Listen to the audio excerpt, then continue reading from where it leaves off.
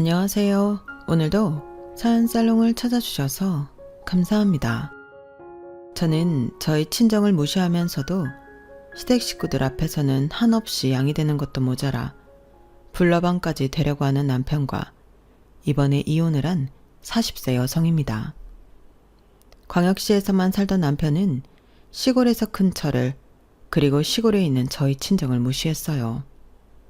물론 처음부터 그런 것은 아니에요. 하지만 시간이 지날수록 은근히 저와 제 친정을 시골 사람이라고 무시하더라고요. 시골 사람들은 머리가 나쁘고 추레하고 교양이 없다나? 그러더라고요.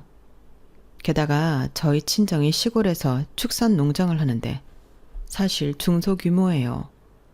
소가 50마리 정도 되죠. 처음에 남편은 저희 친정이 소를 키운다니까 분홍인 줄 알았던 모양이에요.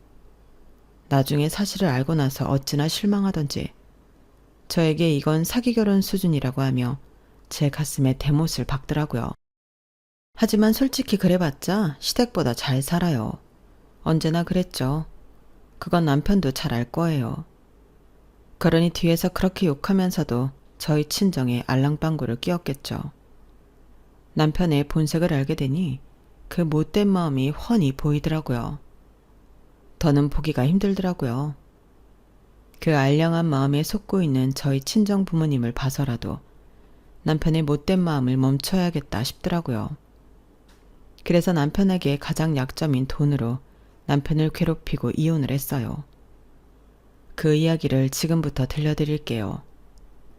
저는 말씀드렸다시피 시골에서 대대로 축산 농장을 하는 집안의 딸, 장녀로 태어났어요. 저희 집안은 고조 할아버지 때부터 농장을 했어요. 한때는 소를 200마리 넘게 소유한 큰 농장이었지만 구제역의 여파로 지금은 겨우 소 50마리로 농장이 유지되고 있어요.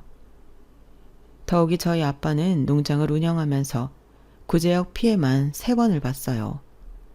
게다가 한우값은 나날이 떨어지고 있고 사료값 등의 유지비는 치솟고 있어서 저희 가족은 지금 현재로서는 50마리를 유지할 수 있다는 것에 감사하고 있어요.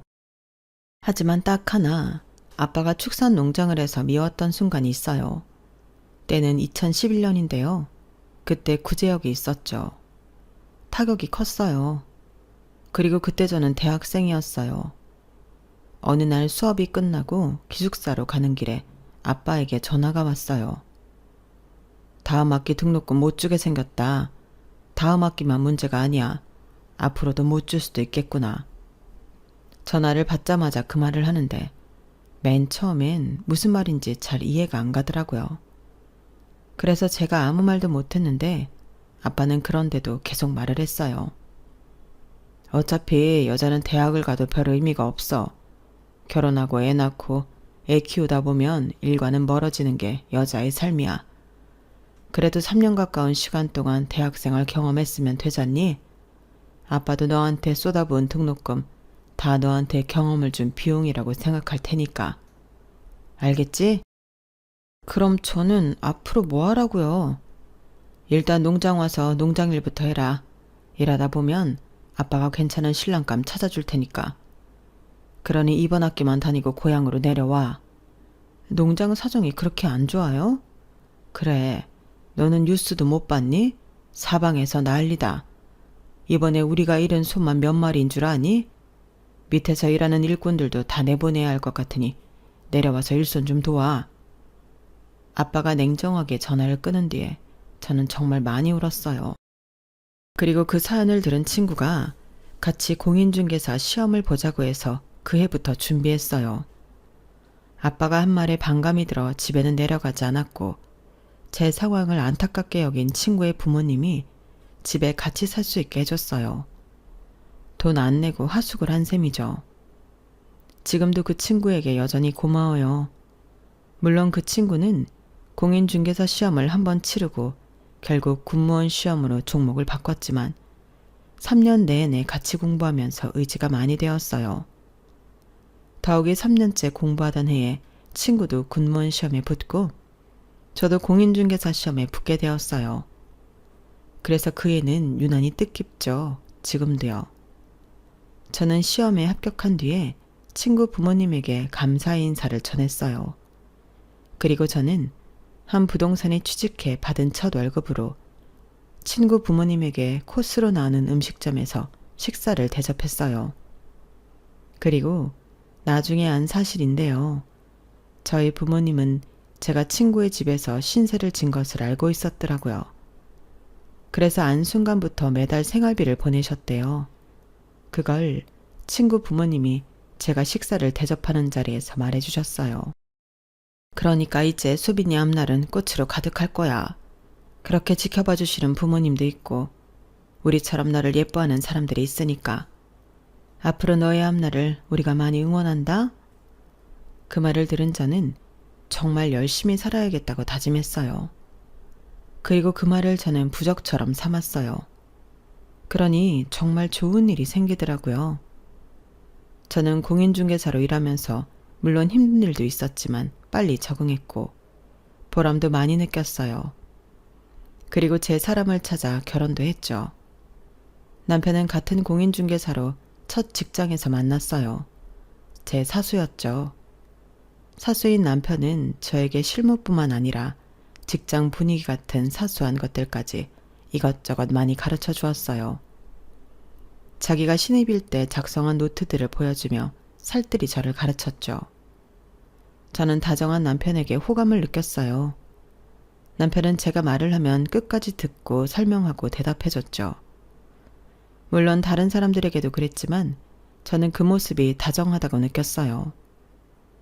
게다가 남편은 인사성도 밝고 오는 손님들에게 매우 친절했어요. 특히나 어른들에게 잘하는 모습이 인상 깊었죠. 그리고 남편에게는 부여된 일이 많았어요. 공인중개사로서 일할 뿐만 아니라 막내가 아닌데도 탕비실 비품 관리와 회식 총무 등 다양한 집안일을 했죠. 그런데도 불평불만 없이 일했어요. 그래서 저는 남편을 좋아하게 되었죠. 하지만 사내 연애는 싫었어요. 그래서 어떻게 마음을 정리해야 하나 하다가 남편과 연애를 하기 위해 이직을 결심했어요. 그리고 이직하기까지 2년의 시간이 걸렸죠. 다행인지 아닌지 모르겠지만 2년 동안 제 마음은 식지 않았어요. 그리고 저는 송별회 때 남편에게 고백을 했어요. 남편은 얼떨떨하게 반응하더니 일주일 있다가 고백을 받아주었고 저희는 사계절을 모두 경험하고 결혼을 하게 되었어요. 같은 업종에 종사하고 있다는 공감대가 컸어요. 같은 업종이어서 고민하는 게 같았고 이야기가 잘 통했죠. 남편도 그렇게 생각했을 거예요. 그러니 제게 연애 1년 만에 프로포즈를 했겠죠. 그리고 저는 당연히 예스였어요. 그런데 남편이 제가 프로포즈를 승낙했는데 표정이 별로 좋지 않더라고요. 무슨 일 있어? 오늘같이 좋은 날에 왜 울상이야? 왜? 내가 너무 기뻐하지 않았나? 나 기쁜데 알잖아. 나 원래 티 안 나는 거. 알지. 그게 아니라 내가 할 말이 있어서. 뭔데? 뭔데 그렇게 분위기를 잡아? 설마 빚이라도 있어? 빚이야 뭐 없는 건 아니지만 그건 얼마 안 돼서 내가 알아서 해결하면 되는데 사실은 뭐 긴장되게 왜 그래? 우리 집에 대한 이야기인데 우리 집에 엄마만 있어. 아버지는 안 계시고. 이혼하셨어? 아니, 나 15살 때 교통사고로 돌아가셨어. 그때 아버지가 3교대 근무하셨는데 방근무 끝나고 집으로 오는 길이었어. 아버지가 일했던 공장에서 우리 집까지 지름길이 있어. 산길인데 구불구불하고 어둡고 그래. 근데 하필 아버지 앞에 음주운전 차량이 오고 있었고 그대로 사고가 났어. 그랬구나. 그래서 운전자는 그 자리에서 즉사했고 아버지는 응급실로 이송됐는데 중환자실에 2주 정도 있다가 돌아가셨어. 그때 아버지가 아직도 눈앞에 훤해. 눈을 제대로 못 감으시더라고. 그래서 내가 자꾸 말했어. 괜찮다고. 내가 우리 가족 다 책임지겠다고. 그리고 결국 눈을 감으셨지. 그런데 그때 자기는 고작 15살이었잖아. 아, 지금 어머님이 터미널에서 하시는 분식집으로 생계 유지한 거야? 아니, 그때 엄마는 반찬 가게에서 아르바이트 했어. 하루에 4시간이었고, 그때 시급으로 우리 셋을 책임지기엔 턱없이 부족했지. 그래서 우리 엄마는 아버지 사망보험금이랑 합의금으로 가게를 내고 싶어 했어. 그리고 마침 반찬 가게 사장이 엄마한테 터미널에서 분식집을 하는 친구가 있는데 자리를 내놓았으니 해보라고 한 거야. 그래서 그때부터 시작한 거지. 그럼 거기서 번 돈으로 새 남매를 키우신 거네? 그 돈으로 우리 셋을 키운 거지. 물론 모두 대학을 보내지 못했지만 나도 직장 얻어서 결혼할 거고 둘째도 결혼했고 셋째는 뭐 전문대라도 졸업했으니까 엄마 입장에서는 반이라도 성공한 거지. 그래, 자기는 어린 나이에 살 길 찾을 방벌이 하고 있고 동생들도 하나는 결혼했고 하나는 전문대 졸업해서 이제 직장만 구하면 되니까 어머님 정말 고생하셨겠다. 이제 자기가 효도만 하면 되겠네. 정말 그렇게 생각해? 그럼 정말 그렇게 생각하지. 우리 어머님한테 정말 잘하자. 혼자 계셔서 얼마나 외로우실 거야. 그러니까 울지 마. 왜 좋은 날에 울고 그래? 고마워. 그런 말 해줘서 정말 고마워. 남편은 이내 눈물을 보였고 저는 남편을 토닥여 주었어요. 그러면서 제가 남편에게 든든한 버팀목이 되어주어야겠다고 그러고 싶다고 생각했죠. 하지만 예상치 못하게 넘어야 할 산이 있었어요. 저희 친정 아빠가 반대를 했어요. 정말 의외였어요. 저는 살면서 아빠가 제 결혼을 반대할 거란 생각을 안 했거든요. 왜냐하면 아빠는 정말 가부장적인 사람으로 아들만 사람 취급이라고 해야 할까요? 아니, 너무 심한 말 같으니 자식 취급이라고 할게요. 아빠는 아들만 자식 취급하는 사람이었어요. 어릴 때부터 딸은 뭐든 시키고 아들은 뭐든 안 시키는 건 기본이었고요. 제가 대학을 중퇴했을 때도 보셨잖아요. 딸은 여자는 어차피 결혼해서 애를 낳고 키우다 보면 일과 멀어질 거니 대학은 안 나와도 된다고 했잖아요. 사실 그 말은 아빠가 제가 대학에 가고 싶다고 했을 때도 들었던 말이에요. 정말 지독할 정도로 들었죠.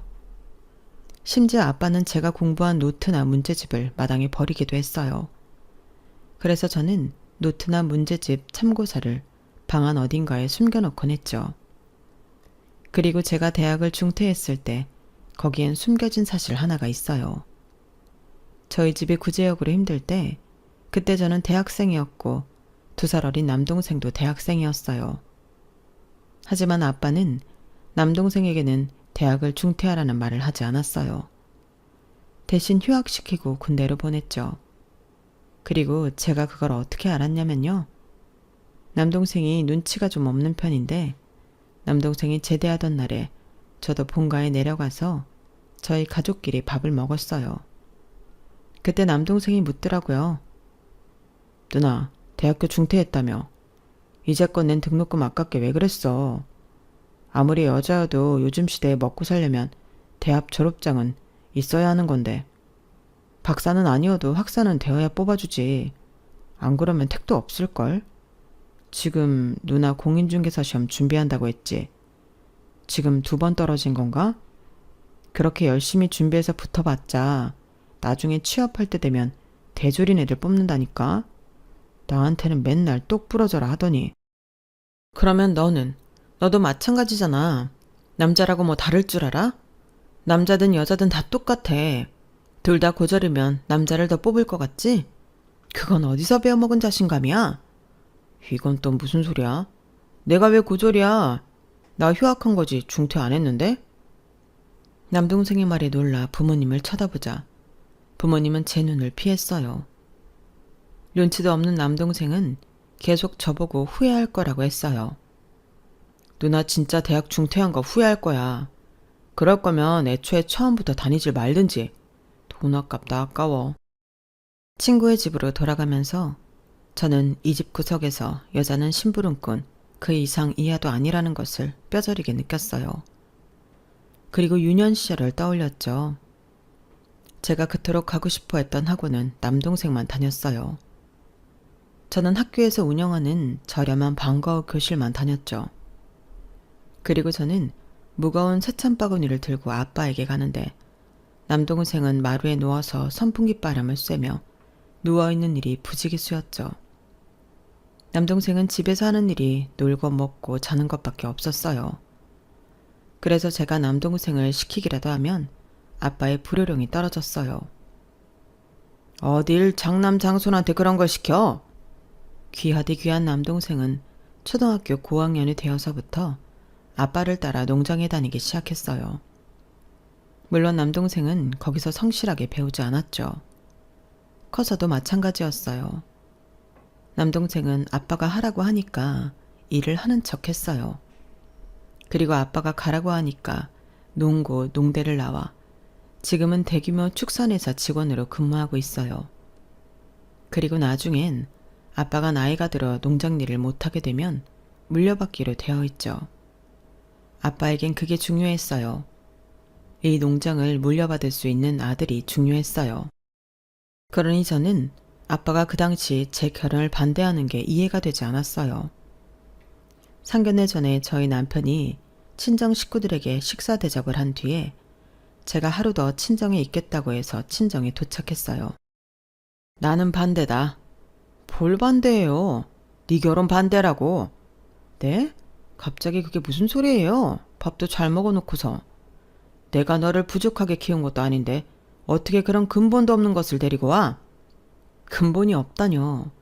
저 지금 아빠가 하는 말이 전혀 이해가 안 돼요.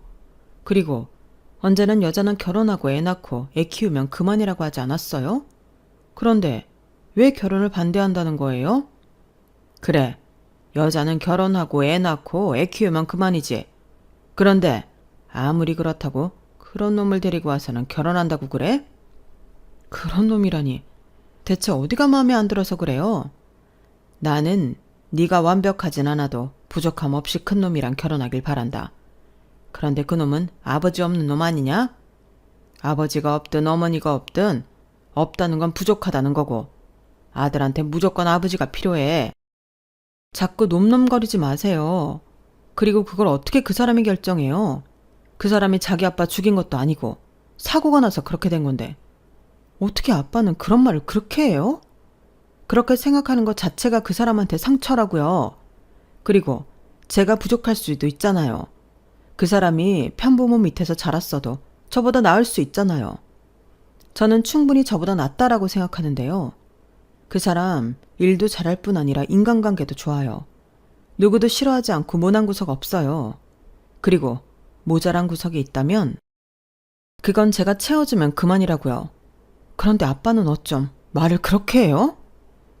네가 무슨 수로 그걸 채워? 네가 뭐가 된다고? 그리고 난 고졸인 것도 마음에 안 든다. 남자가 고졸밖에 안 되어서 무슨 한 가정이 가장이 된다는 거야. 벌면 얼마나 번다고? 아빠, 나도 고졸이에요. 아빠가 어떻게 내 앞에서 그런 말을 해요? 저 평생토록 아빠 아들이랑 차별당하면서 살았어요. 아빠한테 미움받진 않았지만 자식 대우받은 적 없다고요.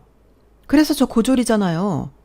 아빠는 솔직히 그 사람이 고졸이라고 무시할 자격 없어요. 적어도 그 사람은 어떻게든 자기 가족 먹여 살리려고 대학 포기하고 곧바로 일한 거예요. 일하면서 공부해서 공인중개사 된 거고요. 제가 고졸이 된 이유랑 그 사람의 이유는 달라요. 제가 더 부끄러운 거예요. 아빠가 부끄러워야 하는 일이라고요. 뭐? 부끄러워? 그럼 그놈은 자랑스럽냐? 못 살아서 가난해서 고졸인 게 자랑스러워? 군대도 전시근로자라며? 그럼 군 면제 수준인데 내가 창피해서? 부끄러운 건 이런 걸 보고 부끄럽다고 하는 거야. 어떻게 얼마나 가난했으면 군대를 면제받아? 남자로서 쪽팔린 일이다. 지금 아빠가 해병대 나왔다고 유세 부리는 거죠? 아빠 맨날 그러잖아요. 지루한 해병대 이야기. 가족들끼리 모이기만 하면 하고. 저 장시장 안에 든 해병대 물품은 대체 언제 버릴 건데요? 저게 무슨 소용이나 있어요? 해병대 나왔다고 돈이라도 더 준대요? 그건 돈으로 따질 가치가 아니야. 지금 돈돈거리는 건 아빠라고요. 저희 부녀는 한참이나 싸우다가 결론을 짓지 못했고 저는 막무가내로 남편과 집을 합쳐 살기 시작했어요. 그러면서 결혼 준비를 했죠. 결혼식 전날까지 아빠에겐 연락이 없었어요. 그래서 오지 않는다고 생각하고 신랑 신부 동시 입장을 하기로 했어요. 그런데 아빠에게 전화가 왔어요. 그래, 네가 그렇게 원한다고 하면 내가 좋게 보이도록 노력하마. 그래도 한 번뿐인 결혼식인데 웃으면서 해야지. 그렇게 저희 부녀는 극적으로 화해했고 저희 부부는 결혼식을 올렸어요. 하지만 아빠가 그렇게나 반대했을 때 그만뒀어야 했어요. 이유가 있을 거라고 생각해야 했어요. 왜 그런 말 하잖아요. 어른들 눈에는 훤히 보인다는 말이요. 그 말을 떠올렸어야 했어요. 알고 보니 남편은 자린고비 저리 가라 할 정도로 거지근성이 있더라고요. 연애를 할 때 밥을 먹잖아요. 제가 입이 좀 짧은 편인데 제가 남긴 걸 남편이 꾸역꾸역 다 먹었어요. 남편도 대식가가 아닌데 말이에요. 그걸 알긴 했는데 결혼을 하니 이제 그걸 꾸짖더라고요. 너 이 쌀 하나를 생산하기 위해 얼마나 많은 노고가 있는 줄 알아? 이건 어떻고 이건 또 어떻고. 그런데 그걸 이렇게 쉽게 넘겨? 정말 사치스럽다. 이 식사 인당 12,000원 하는 데야. 그런데 다 먹지는 못할 망정 배가 부르다고 남겨? 너 부자야? 그런 식으로 하면 절대 못 모아. 그리고 내가 형광등 낮에 켜지 말라고 했지. 부엌을 켜든 겨실을 켜든 한 곳만 키라고 했는데 어제 내가 퇴근하고 오니까 다 켜져 있더라? 어제 비 왔잖아. 그래서 어두워서 그랬지. 비가 오든 안 오든 그건 상관없는 거야. 좀 어둡게 지내면 되지. 네가 집에서 책을 읽는 것도 아니잖아. 그래, 말 나온 김에 이것도 말하자. 제발 샤워 10분 이상 하지 말라고. 대체 왜 그래? 뭘 얼마나 꼼꼼하게 씻는다고 10분이 넘게 걸려. 그리고 너 솔직히 말해. 물 틀어놓고 씻지. 머리 감을 땐 물 꺼놓고 씻으라니까. 수도꼭지에서 1초에 물이 얼마나 많이 나오는 줄 알아? 내가 무슨 샤워를 얼마나 오래 한다고 그래. 설마 내가 씻는 거 시간 쟀어? 당연하지. 항상 15분 넘기는 거 내가 확인했으니까. 다음부터 그러면 그냥 불 꺼버릴 줄 알아. 자기 정말 너무하는 거 아니야? 그리고 저건 뭐야? 휴지며 물티슈며. 아직 떨어질 때 안 됐는데? 메모지랑 볼펜은 집에도 많고. 믹스커피는 먹지도 않으면서 왜 사왔어? 사온 거 아니야. 회사에서 가져왔어.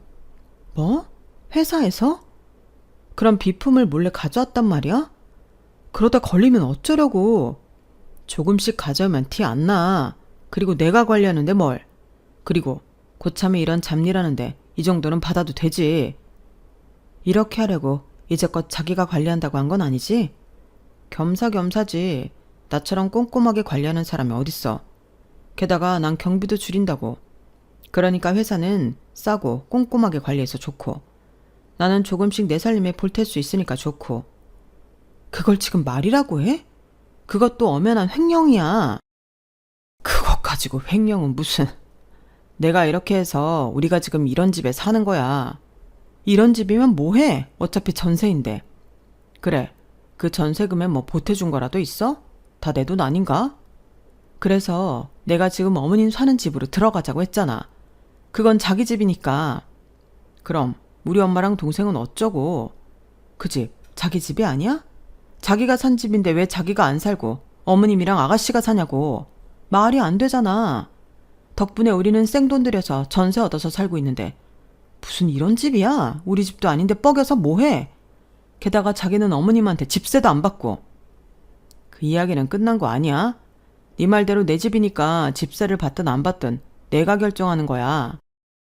근데 듣자 하니까 너 아무리 그래도 시어머니 시누이한테 너무한다? 그렇다고 우리 엄마 동생이 너한테 시자 대우 바라는 것도 아닌데 우리 가족이 너한테 집 비밀번호를 알려달라고 하니 명품 백을 사달라고 하니 네가 10월대에 시자도 경험 안 하니까 간이 배 밖으로 나왔구나? 생활비 올려달라고 하면 매번 돈 없다고 하니까 그렇지. 솔직히 둘이 먹고 지내는데 그걸 30만 원 안에서 어떻게 해결해? 턱없이 부족하다고. 게다가 거기서 내 휴대폰 요금까지 내면 그냥 마이너스야. 그러니까 휴대폰 요금 낮추라니까. 너 가끔 보면 너무 사치스러워. 다른 데에서 물어봐도 나 휴대폰 요금 적게 내는 편이고 나 정도면 검소해. 자기가 너무 유별난 거라고. 그리고 시월드? 집 현관 비밀번호 알려줘야, 명품백 정도 사줘야 시월드야? 자기는 우리 친정 가면 손님이지. 난 시댁 가면 설거지 해야 하고 반찬도 나르고. 그런데도 맨 끝에 앉아서 겨우 밥 먹고 들어와. 그래서 내가 집에 와서 라면이라도 끓여 먹으려고 하면 자기 어떻게 하지? 돼지도 아니고 그만 먹으려고 타박하지. 그런데 요즘 어때? 일주일에 일주일을 시댁을 가잖아. 그런데도 이게 시월드가 아니야? 겨우 그런 거 하는 게 무슨 시월드야. 정말 네가 진정한 시월드를 모르는구나. 그런 자기는 얼마나 아는데? 며느리도 아니면서 자기가 시월드를 어떻게 알아? 난 주변에서 듣는 지식이 있으니까. 꼴에 그 지식이 뭐라고. 원래 숨 막히는 건 폭력이 아니라 침묵이야. 아, 그래 하나 있네. 내가 종종 어머님이랑 아가씨 운전기사 하지. 그건 시월드 맞지? 아니지. 그건 시어머니 시누이랑 하는 데이트? 그럼 자기는 이제껏 같이 쇼핑 가고 같이 밥 먹고 카페 가는 걸 그렇게 생각했단 말이야? 그게 더 충격인데? 그래, 그렇게 생각했으니까 이제 앞으로 안 할 거야. 한 달에 2번 가는 여행에서도 난 빼줘. 무거운 짐은 내가 다 들고 운전도 자기랑 나랑 둘이서만 번갈아 하고. 무슨 3명의 공주를 모시는 두 하인도 아니고. 아, 맞지. 공주님들 맞지. 경비도 안 내니까. 안 그래? 그렇게 저와 저희 남편은 시댁 문제로 신혼 초 자주 다퉜어요. 하지만 늘 제대로 결론을 내리지 못했고 감정이 상한 채로 지쳐서 싸움을 끝냈어요. 그리고 멋쩍게 일어나 아침을 먹는 것을 반복했죠. 그리고 이런 식이면 이혼하는 게 낫겠다고 제가 생각할 때 임신 사실을 확인했어요. 처음엔 지울까도 생각했어요. 어차피 이혼할 거라면 그게 낫겠다고 생각도 했죠. 그건 남편도 그렇게 생각했어요. 지금 재정 상황이면 아이 키우기 힘들어. 제가 임신 소식을 전하자 남편은 그렇게 말했죠. 하지만 의외로 양가 어른들이 저희 부부의 이혼을 반대했어요. 아이가 있는데 이대로 이혼하면 안 된다고 말했죠. 그 앞에서 차마 지울 거니까 상관없지 않냐고 말할 수 없었어요. 그래서 남편과 상의 끝에 잘 키워서 잘 살아보자고 약속했죠. 처음에 남편은 잘해줬어요. 부은 다리도 주물러주고 제가 끙끙거리며 잘 때 벌떡 일어나 괜찮냐고 묻기도 하고요. 언제는 제가 가장 좋아하는 자두를 사오더라고요. 그리고 산부인과도 같이 갔어요. 무턱대고 아이 성별을 묻더니 아직 확인할 수 없다고 하자 실망했죠. 그 모습도 웃겼어요.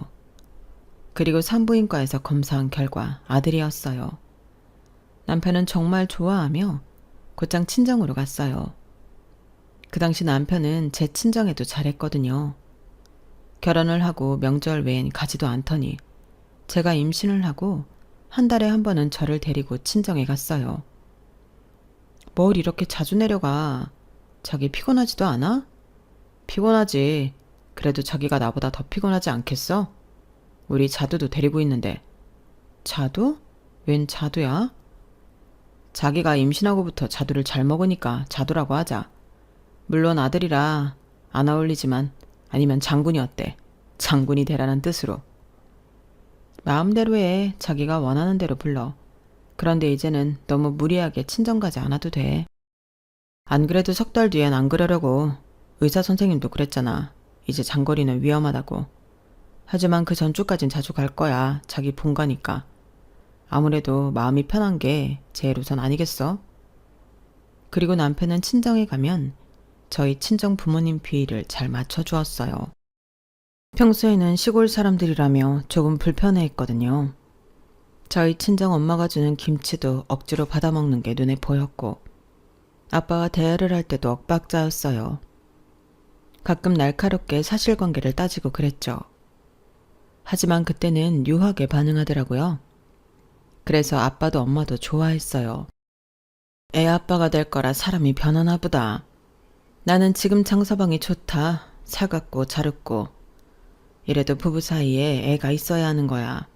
사람이 달라진다니까. 이제 드디어 우리 식구가 된 것 같구나. 그렇게 저는 모두의 축복 속에서 아들을 낳았어요. 아들을 낳고는 친정에 가서 산후조리를 했고 거기까지 남편이 데려다 줬어요. 3주 동안 친정엄마의 극진한 산후조리를 받았어요. 그리고 집으로 돌아와서 일주일 만에 복직했어요. 아이는 그의 이혼한 큰 시누이에게 맡겼어요. 남편이 그러자고 했거든요. 바로 복직할 수 있지? 이런 말하기 좀 그런데 우리 재정 상황이 빠듯해서 나는 자기만 괜찮으면 바로 복직했으면 좋겠거든. 아이는 걱정 마. 내 동생이 전에 유치원에서 일했잖아. 물론 보조교사로 일했던 거지만 충분히 케어 잘할 거야. 아, 맞다 그랬지? 전교사 자격증 준비하다가 결혼했다고 들은 것 같네. 그런데 쉰지 오래됐는데 괜찮을까? 아직 아기인데. 육아휴직 기간 좀 남았으니까 조금 있다가 맡겨도 되지 않을까? 내가 말했잖아. 우리 지금 빠듯하다고. 그동안 혼자 벌어서 여유 없어. 저는 남편의 말이 내키진 않았어요. 왜냐하면 큰 시누이는 무슨 잘못을 했는지 모르지만 양육권도 같이 못할 뿐 아니라 위자료를 2천만 원이나 상대에게 줘야 했거든요. 심신이 불안정한 상태라고 생각해서 더더욱 맡기고 싶지 않았어요. 하지만 어쩔 수 있나요? 친정엄마도 근처에 없고 그래서 저는 큰 시누이에게 아이를 맡기고 출근했어요. 그리고 남편은 큰 시누이에게 월급을 주라고 말하며 제 생활비에서 50만 원을 더 주었어요. 그렇게 큰 시누이는 저희 아들이 초등학교에 입학할 때까지 봐주었어요. 솔직히 그 이후에도 아이를 봐주는 사람이 있다면 정말 좋을 것 같다고 생각했지만 더는 큰 시누이에게 맡기지 못하게 되었죠. 남편이 큰 시누이를 집으로 데려와 종일 아이를 맡기는 게 어떠냐고 물었거든요. 그러는 편이 자기한테도 아이한테도 좋지 않겠어? 자기도 봐왔잖아. 내 동생 정말 아이를 사랑하는 마음으로 돌보는 애야. 우리 아들이 저렇게 성장할 수 있었던 건 완벽하게 우리 동생 때문이라고. 알아. 나도 인정해. 아가씨가 아이 잘 봐주는 거 알겠어. 하지만 그렇다고 같이 살 수는 없어. 나 자기가 아가씨 집으로 데려오려고 하는 이유 알아. 아가씨 보증금 다 까먹었다며? 월세 낼 돈이 없어서 그런 거잖아. 하지만 그렇다고 방법이 이거 하나야? 솔직히 아가씨 지금 제대로 버는 거 아니잖아. 우리 아들 돌봐주고 받는 돈 말고는 없잖아. 다른 방법을 생각해보라고 해. 우리 집으로 데려오는 건 좋은 방법 같지 않아. 오히려 아가씨를 더 망칠 거라고. 그냥 자기가 데리고 오는 게 싫은 거잖아. 내 동생이 불쌍하다. 나 때문에 이런 새언니 만나서 길바닥에 나앉게 생겼네. 자기는 정말 우리 동생이 불쌍하지도 않아? 어리디 어린 21살에 10살이나 많은 남자랑 결혼해 애 셋 낳고 자식만 보고 살았는데 고작 다른 남자랑 연락 한 번 했다고 이혼당하고 양육권 뺏기고 위자료 주고 못되고 치사한 놈이지. 그렇게까지 줄 필요 없었는데 그 자식이 돈 많다고 쇼를 만든 거라고. 남편이 씩씩거리며 열을 냈어요. 그러더니 저보고 큰 시누이에게 월급을 더 주라고 하더군요. 아니면 자기가 동생한테 월급을 더 주든지. 얼마나? 한 300만 원? 웃기지도 않아. 어떻게 50만 원에서 300만 원으로 올라? 그게 어느 나라 계산법이야. 내가 미안해서 그래. 막내한테는 월에 100만 원씩 주는데 50만 원밖에 못 줘서. 뭐? 막내 아가씨한테 100만 원을 준다고? 매달? 그건 몰랐는데. 막내는 대학교 다닐 때부터 그 정도 줬어. 사실 시세 따지면 더 줘야 하는데. 참, 우리 동생이 오빠 잘못 만나서 고생하네. 막내만 고생하는 줄 알았는데 우리 둘째도 고생하겠네. 왜 내 탓을 하는 걸로 들리지? 내가 분명 결혼 전에 말했지.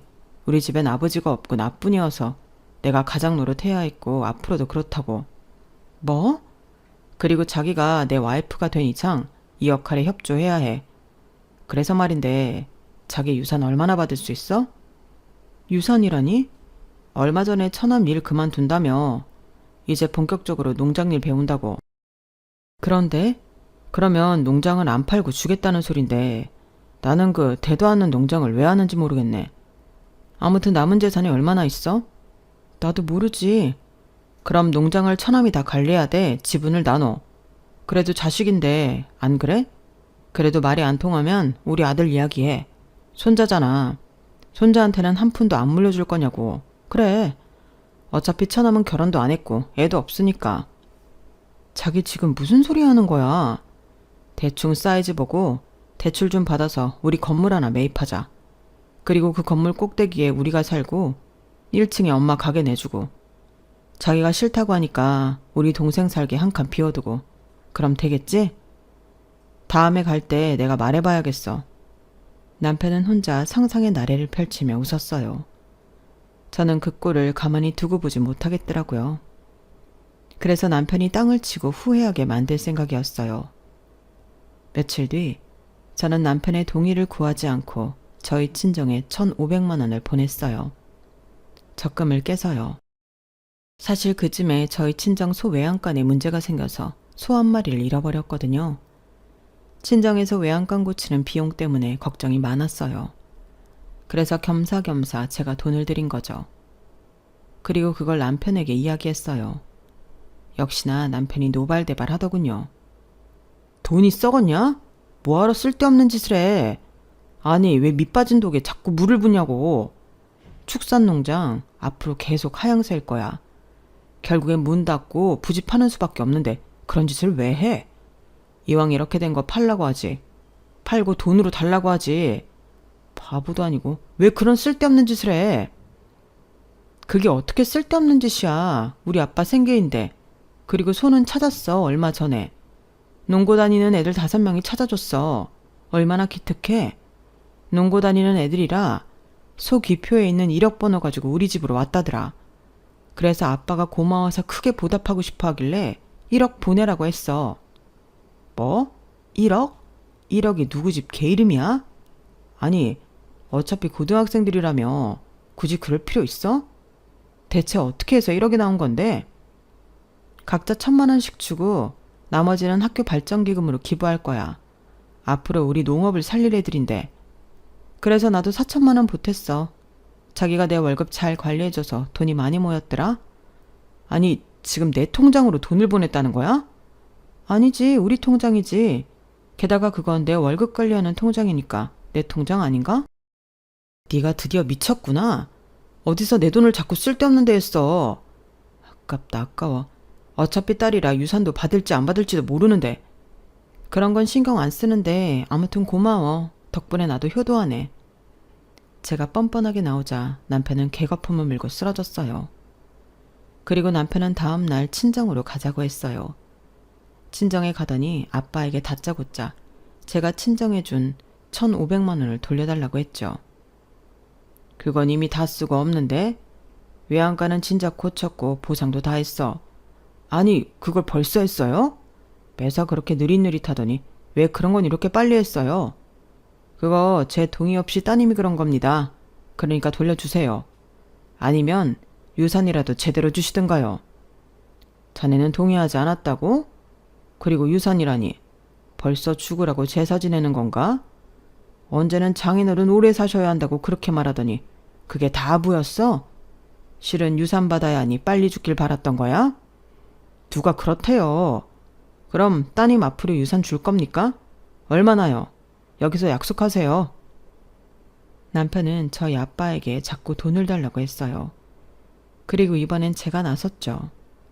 이제 그만해.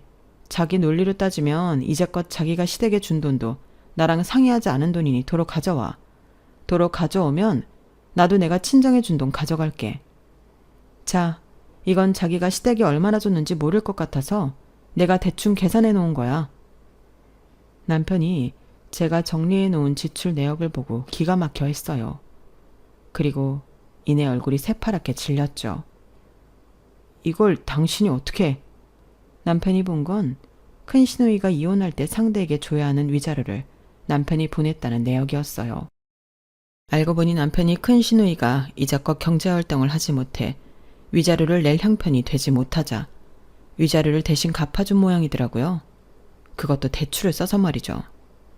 그리고 대출은 그것만 있는 게 아니었어요. 작은 시누이 학자금 대출도 남편이 갖고 있었죠. 아마 자기 동생들에게는 한없이 약한 남편이니 그 돈을 동생들 보고 갚으라는 말은 차마 못했을 거예요. 내가 몰랐어야 했는데, 그치? 하지만 꼬리가 길면 밟힌다잖아. 가족끼리 왜 그래? 우리 다 가족이잖아. 가족끼리 어려울 때 도와야지. 그러니까 나도 그래서 도운 건데 지금 자기는 돈 내놔라 하고 있네. 나한테 시댁은 가족이고 자기한테 처가는 가족 아니야? 이렇게 하나하나 따지면 안 피곤해? 그리고 원래 여자는 시집 오는 거야. 너는 우리 집 식구지 이 집 식구가 아니라고. 저희 부부가 얼굴을 붉히며 싸우는 와중에 아빠가 나서서 상황을 정리했어요. 아니, 그럴 것도 없네. 자네가 지금까지 우리 가족을 물러봤구만. 그러니 지금 살아있는 내 앞에서 당당하게 유산 얘기를 꺼내지. 그리고 나를 물러봤다는 건 내 딸도 물러봤다는 건데. 지금까지 내 딸이 한 이야기가 사실인가? 정말 내 딸 돈까지 함부로 사돈과 사돈 처녀들에게 쓴 건가? 그래놓고 내 딸이 외양간 고치고 보상하는 데 쓰라고 준 돈을 내 동의가 없으니 돌려달라. 얼마나 나랑 내 딸을 무시하면 그런 소리가 나와? 그리고 그렇게 산다고 받은 사람들이 자네한테 뭐라고 갚을 줄 아나? 아니, 그런 사람들일수록 더 뜯어먹고 빨아먹으려 한다고. 자네는 아직 멀었구만. 아직 멀었어. 가족이라고 뭐든 간이고 쓸개고 다 줘선 안 돼. 그래봤자 남는 건 내 살가죽뿐이야. 그런 이치를 알아야지. 당장 이혼에게 도저히 두고 볼 수가 없네. 얼마나 딸을 생각했다고 그런 말을 하세요? 딸아들 차별하면서 키운 게 누군데요? 장인어른이 그렇게 키워서 이제껏 무시당하고도 성질 한번 못 냈잖아요. 그래서 다루기 참 쉬웠습니다. 자네 말 다 했나? 네, 왜요? 때리긴 왜 때리나? 그래봤자 내 손만 아프고 또 지금처럼 돈 달라고 합의금 뜯어낼 거 아닌가. 그냥 이혼하게. 나는 딱 그 말만 하겠네. 내가 잘 아는 변호사가 있으니 이제 연락을 그리로 하게. 합의를 해도 좋고 소송해도 좋다네. 나는 준비되어 있으니까 결정하고 이 연락처를 연락 주게나. 그리고 정말 남편은 제게 이혼 소송을 걸었어요. 저는 친정 아빠가 소개해준 변호사와 법정에 섰죠. 남편도 변호사에 돈을 많이 쓴 것 같았어요. 이혼 전문 변호사라고 하더니 꽤 쓸만한 증거를 가지고 왔더라고요.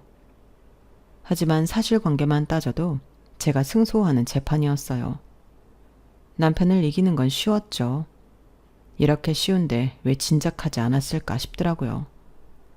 저는 쉽게 양육권도 얻었고 위자료와 지금까지 시어머니와 시누이가 살았던 집도 받게 되었어요. 결과를 듣고 시어머니와 시누이가 집만은 돌려달라고 빌고 사정했는데 저는 그 집을 팔아버렸어요. 그리고 위자료와 집을 판 돈을 가지고 개인 부동산을 차렸고 아들과 살 새 집을 구했어요. 모두 시댁 식구들이 없는 다른 동네로요. 그리고 저는 친정 아빠와 진한 화해를 했어요.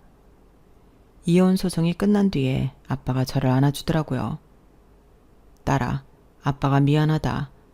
이번에 네가 상처를 받게 된 이유가 네 전남편 말대로 내 탓인 것 같구나. 내가 너를 존중하지 않고 키워서 네가 이런 꼴을 당한 것 같아. 얼마나 힘들고 얼마나 괴로웠냐? 아빠가 정말 미안하다. 반성하고 있고 앞으로는 그러지 않으마. 그리고 유산은 내가 너에게도 일부 남겨줄 거다. 그러니 그런 부분에 대해선 걱정하지 말아라. 아빠 고마워요. 그래도 이제까지 전혀 아빠를 미워하지 않은 건 아니니까 이렇게 사과해줘서 고마워요. 하지만 유산 얘기는 못 들은 걸로 할게요. 아직. 아빠 아직 건강하고 그런데 유산 이야기에서 뭐해요. 더 오래 제 곁에 있어주는 게 유산이에요. 아직은 그런 거 생각하지 말고 건강만 하세요. 내가 나를 이렇게까지 생각하는 딸에게 너무 몹쓸 짓을 했구나. 걱정 마라. 아빠 아직 팔팔하니까. 그렇게 저는 아빠와도 화해를 했고 이제 즐거운 마음으로 새 출발을 할 생각이에요. 그리고 앞으로 새 식구에게 더 빨대 꽂히며 지독해질 남편의 미래를 응원하려고 합니다. 여기까지가 제 사연이에요. 결혼이라는 게 그런 것 같아요. 이제껏 살아온 본가에서 독립해 자기 가정에 충실한 사람만이 건강하게 생활할 수 있는 것 같아요. 혹시라도 본가에 제대로 독립하지 못한 사람이 있다면 이번 기회에 자기 식구들을 위해 조언을 해주는 건 어떨까요? 그럼 모두 좋은 하루 되세요. 여러분, 사연 댓글에 응원과 현명한 조언 부탁드려요. 좋아요와 구독은 저에게 큰 힘이 됩니다. 오늘도 좋은 일 가득하세요.